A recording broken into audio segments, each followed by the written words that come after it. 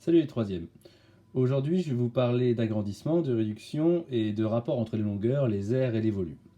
Pour illustrer ça, j'ai pris un des solides les plus simples qui existent, à savoir un cube.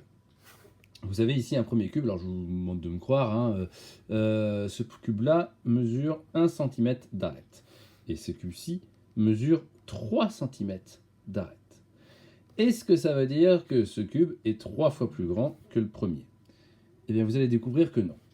Alors, en termes de longueur d'arête, il est bien 3 fois plus grand. Regardez, je peux une fois, 2 fois, 3 fois en termes de longueur d'arête. Mais par contre, concentrons-nous maintenant sur les surfaces. Quand les longueurs, ici les longueurs, pour passer de ce petit cube à celui-ci, les longueurs ont été multipliées par 3. Qu'en est-il des surfaces?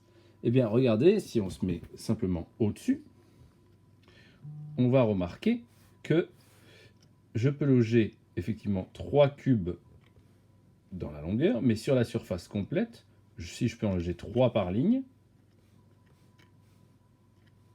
je peux en loger sur la surface 9. Cela signifie que si ma longueur a été multipliée par 3, ma surface, elle, a été multipliée par 9.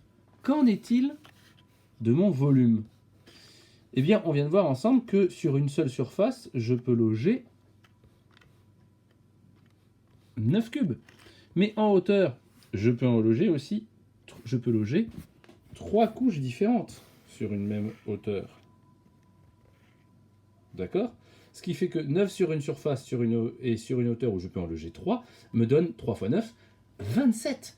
D'accord? Donc, mes longueurs ont été multipliées par 3, ma surface a été multipliée par 9, et mon volume a été multiplié par 27.